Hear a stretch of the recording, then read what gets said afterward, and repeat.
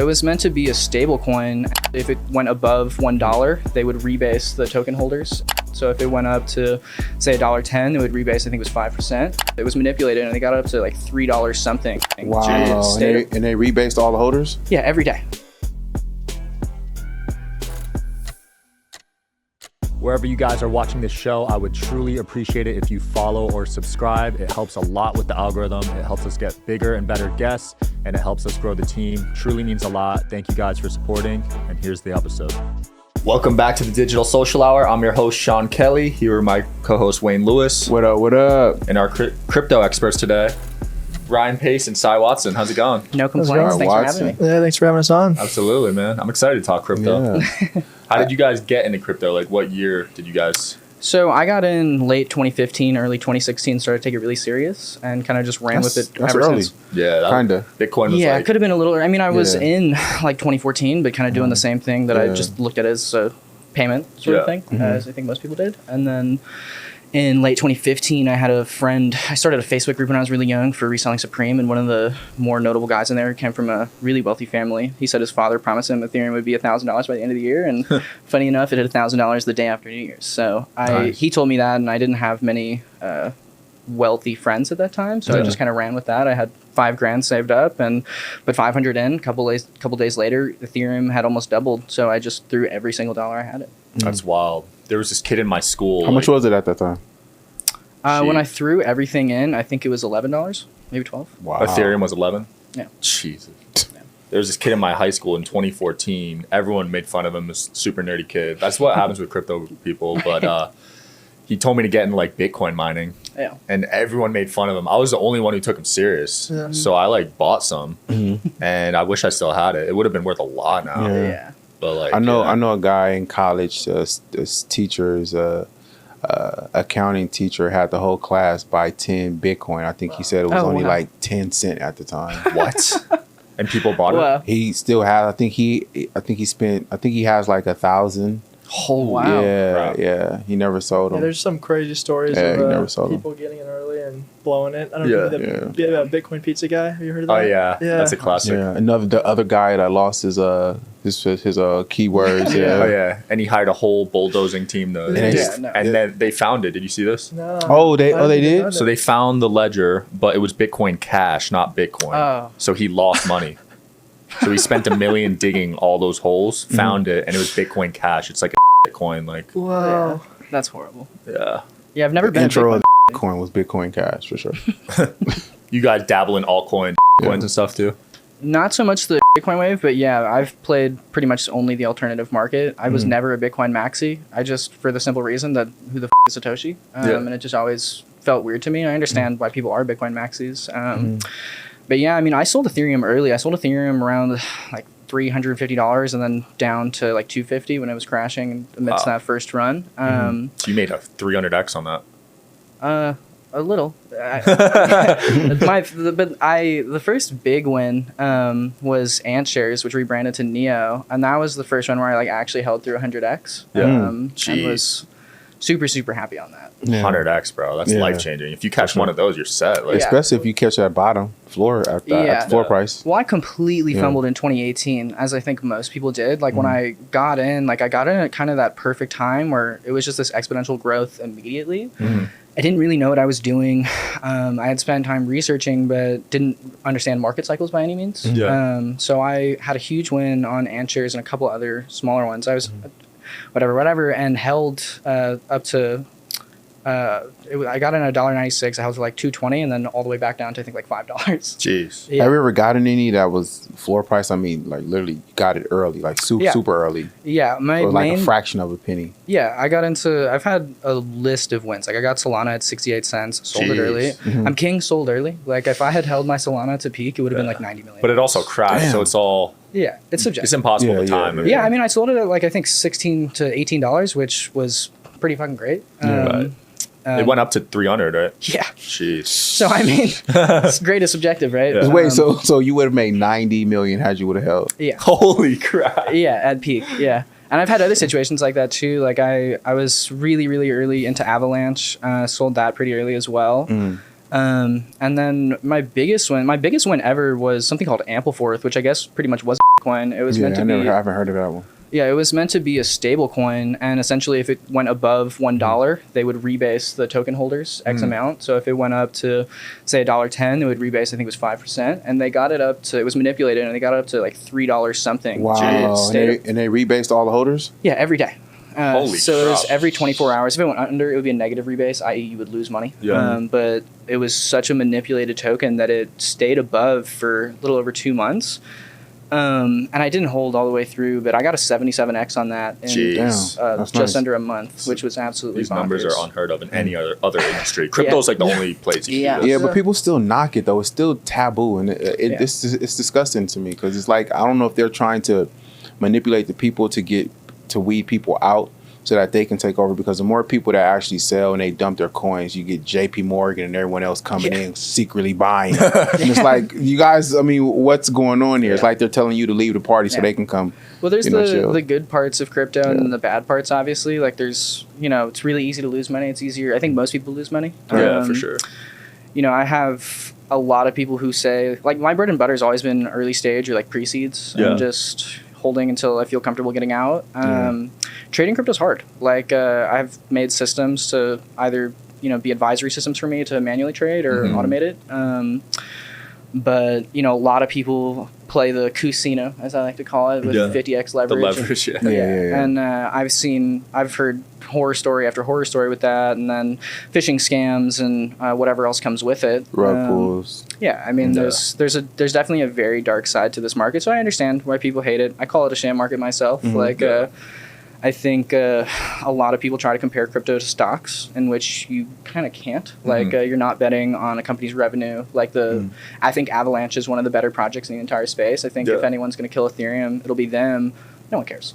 People care about the shiny Dogecoin, and it's just all intrinsic value. And it's like, I think if you want to do well in this space, and it's a corny answer, but you have to just be able to spot trends early and understand like where people are gonna. Yeah, but that's like the number one. That's the number one thing everyone says. You got to understand the trends. You have to understand dumb money in this space. Like I think it's the truth. Like I think everyone wants to say like, oh, you follow the smart money, which like in certain cases you absolutely do. But you have to follow smart money because they're smart money. Yeah. If you're doing like pre-seeds or buying into an ICO or something, like it has to be smart money, and dumb money isn't really in that space. But if you're buying something like one of my friends just, I wouldn't say got rich, but made a pretty obscene amount of money on Pepe. Oh, yeah. And dude, I know a couple people that did. Yeah. We know a guy. Yeah, 6 figures. Yeah. And then it's like the same thing with the shitcoin market. Like it's something I've knocked for my almost 8 years in this space. And I realized recently, like I'm a little silly because one of my friends got me into a meme coin recently, and it did pretty well. And it's not like I made millions of dollars on it, but it was very small amount of money to a pretty large amount of money. And I was like, oh, okay, maybe I'm... It'd be like that with those meme coins. The only thing with coins is that you can get locked in them. Yeah. They don't allow you to sell. Well, and they're liquidity. That's why I fitted it off. Like I think coins are a great way. Like if you're coming into the space with, call it $50 to $500, like you should be doing coins. Yeah, like, you should be doing coins. Yeah, like you're not going to get rich. Get your experience up. Don't buy Bitcoin. Yeah, you won't make anything off Bitcoin. You're going to lose and be really upset after the year you spend in this space. But once you pass that 7-8 figures mark, like there's just no point because you're trading liquid tokens, and what are you going to? You can throw $10,000, but I can make the same returns on 7-figure trade on something that's liquid. Absolutely. For sure. Now, do you guys see crypto bouncing back into a bull with all these regulations from the SEC going after Coinbase, Binance? Does that scare you guys at all? Yeah, absolutely. I think I do think the world is a little bit unstable, like outside of crypto as well, and I'm definitely not betting on any crazy momentum in the next 6 to 8 months. I'm mostly stable right now, but I do think in the next 2 years we'll have our final run. I don't think... Oh, final run. So yeah, that's it. I mean, I'm sure people will hate me for saying that. But yeah, I don't think we're going to last that much longer. I don't think the government wants us around. I'm sure you guys have seen the narrative that XRP is going to be the banking coin. Are you guys familiar with the De Beers family and the diamond facade? No. So the diamond facade is about how the De Beers family hoarded the diamonds in the initial findings of it and essentially hiked the prices, and they created a market campaign around it that I can't remember. It was like a man should save 3 months wage to buy his wife a wedding ring, or else it's not worth it, and you're cheap, whatever. And that was entirely a marketing facade to just pump the price of diamonds. And XRP has no real ties to any form of banking, and I don't think any U.S. or foreign banks would ever attach a private company, a privately owned, pumpable company to the banking system. I think if anything, they'll just do CBDCs and run it themselves. And so I think it's a lot of things like that where like there's this huge narrative that crypto is going to change the world, and frankly, like I've never really believed that. Wow. I think it's a great way to make money, and it's changed my life. I grew up really with pretty much rock bottom, and if I hadn't gotten into this space, I have no idea what I'd be doing today. Right. So you don't believe that is? I don't believe it's. I haven't heard change the world, but change the banking system. Yeah, I don't really agree. You don't agree with that? Why? Because we're already doing CDBCs and central digital banking currencies, and I think if anything, like the government don't like it's all privately owned currencies. Like there's no reason. I think maybe aspects of blockchain will be brought over, and I think in that sense, like it absolutely can, and probably will. But that doesn't mean XRP is going to go to $100, whatever people price it at. Like it'll be something in house under each government. And I think the technology behind crypto will prevail. I just don't think. I think it'll be an untradeable market. I think in the next 2 to 3, 4 years, the SEC and I think foreign governments as well are just going to make this impossible. Like at the end of the day, no government wants people to be able to turn $500 into $1 million. Like it's just not something they want. And on top of that, like it is, it's kind of free roam. Like people can do whatever they want. They don't need too many rich people. Yeah, it'll disrupt the economy. You can't have a economy when everyone's have $1 million. I mean, like there's been so many like obscene financial tragedies, like FTX, Terra Luna. Did you guys have any money in those? No. That's good. I got, no Celsius either. I've evaded pretty much every black swan so far. So you knew from the start it was BS. Yeah. No, I wouldn't say that. I never liked Sam. I always thought he was a dickhead. You said you never liked Sam? No. Like you met him, like never liked him. Like they had Red Lobster. He's rude. Well, he was one of these kids who like seemed to say like, oh, I'm this mega genius, and he got rich off of arbitrage. And it's like I know a lot of people who got rich off of arbitrage. It doesn't make them So explain arbitrage for people that don't know. When you're buying on one exchange and selling on another for a different price and doing it back and forth and back and forth and back and forth. I mean, in 2018, my friend made an arbitrage bot, and I used it for a little bit. It was working really well, and like all kind of algorithmic systems in this space, like it'll last for a while and then kind of just stop working. Right, you take advantage of it and you move on. Yeah, but Sam was no special duck. So I was never a fan. You got to kind of be special a little bit to get his money. How much money did he make off with? Or did he? Well, he said it was a lot. Yeah. It was an obscene amount. Dude, he gave the government a loan. Yeah, he donated tens to millions of dollars. Because he was buying it I think he was in Asia, right? I think he just knew how to play the raising capital game very well. Right. Where he could raise a ton of money and build the brokerage, get the biggest names involved, but ended up not running it correctly. Yeah, it's not to say that he wasn't someone special. It just, I never thought he was as great as he and others proclaimed him to be. Right. But no, I didn't see the FTX crash coming. I'm not going to say that. So if you ran FTX, how would you have ran it? Oh, dude, this is a thought.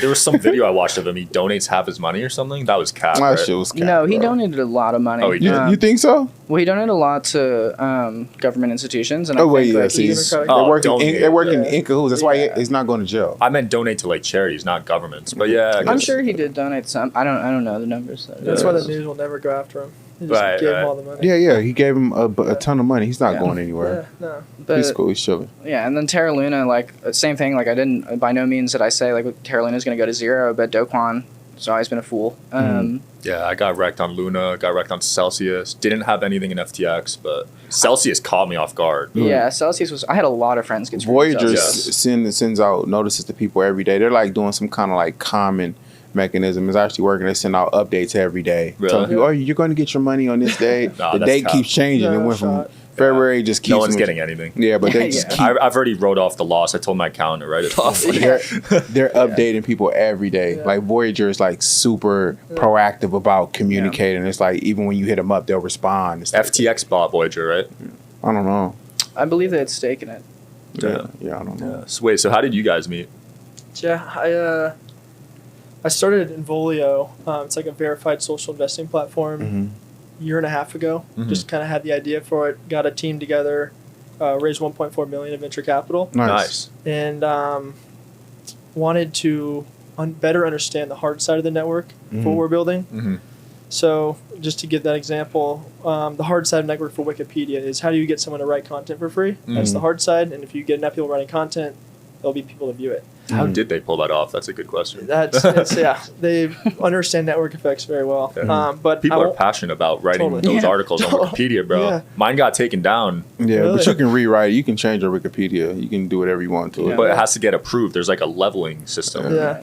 But I wanted the hard side of the network. I really wanted to work with someone like that and size the best there is. Nice. So Are you interested in coming on the Digital Social Hour podcast as a guest? Well, click the application link below in the description of this video. We are always looking for cool stories, cool entrepreneurs to talk to about business and life. Click the application link below, and here's the episode, guys. hit him up on Instagram, started talking, and then been working together for the last about year. Sick. Yeah. Going back to the raise, a lot lot of people struggle with raising money. So you raised 1.4 million. Yeah. What would you say contributed to that success? You have to. So I'm going to use this example. You guys know drop shipping? Yes. So when you become really good at drop shipping, you can start finding products and say this is a winner or not. Mm-hmm. And you're pattern matching. You're saying I've looked at 100 products before. I've tested some.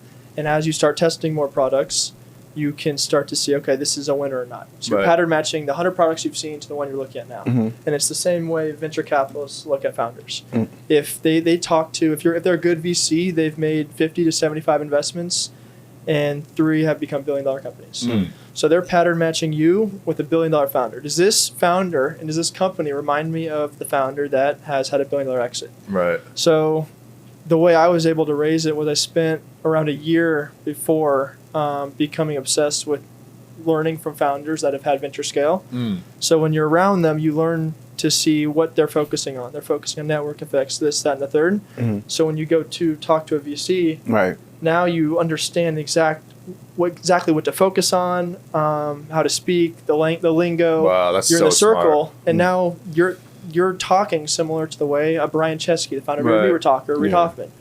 So somebody that they're familiar with already, so that they feel comfortable giving you money. That's Yeah. so So it's smart, almost bro. like they're giving it to the same person from a voice standpoint and selling standpoint, but it's you. Exactly. So it was more of a year of reading every book that Reid Hoffman, or the founder of LinkedIn, and just listening to all these tier 1 founders and VCs speak. And then you know exactly what they're looking for, how to speak, what to focus on. And then when it comes time to raise from a VC, Easy. they're like, this is it. This is the next thing.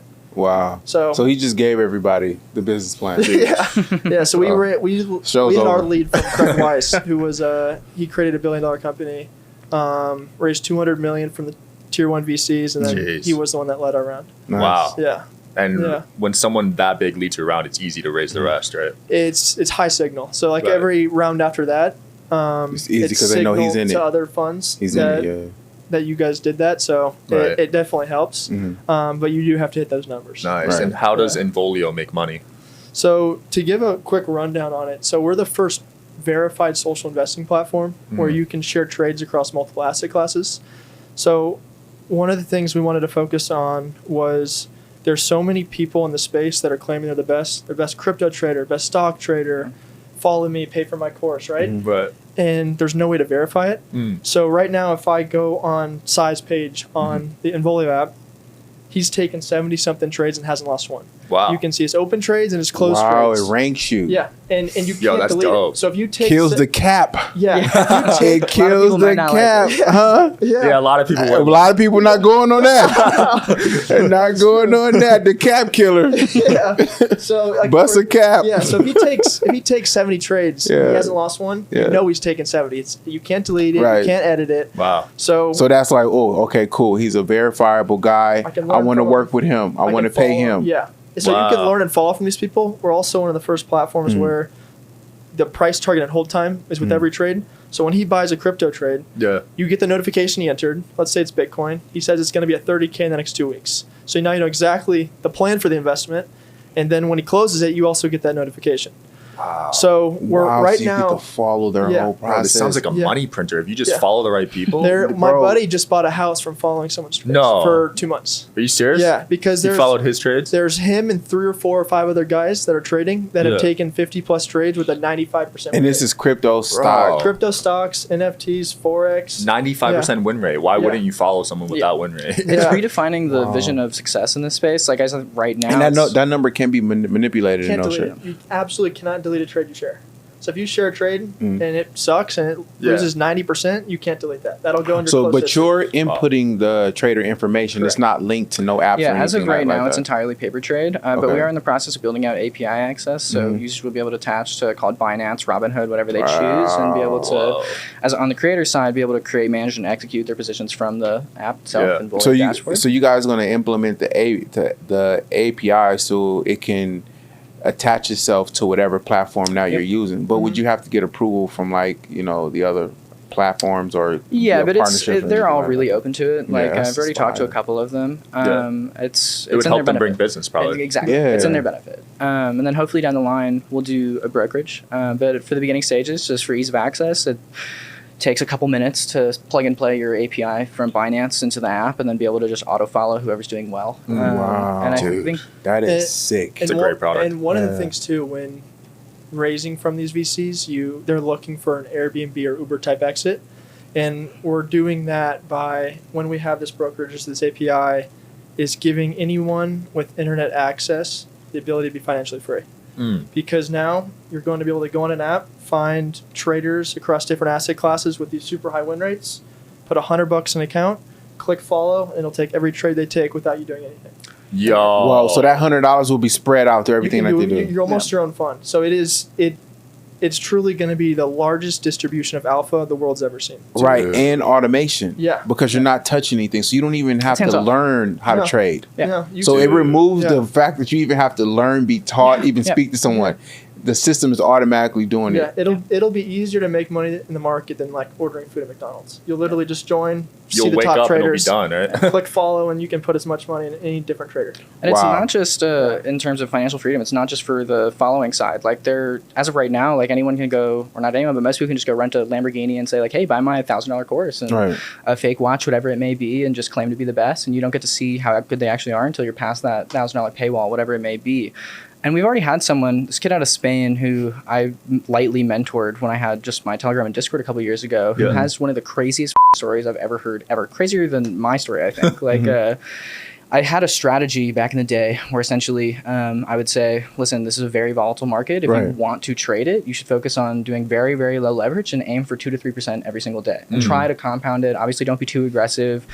If it seems like it's not going to be a good day, don't enter. But it's a very time-consuming process. It's very hard to stick with that for so long. And I didn't stick with it for that long. I stuck with it for a year. I think it was one of the first big turning points for me outside of like long-term holdings. But this kid who's on our app, W the Investor, had done that for, I want to say like 4 or 5 years. And just like completely stuck with it. And I hadn't really chatted with him.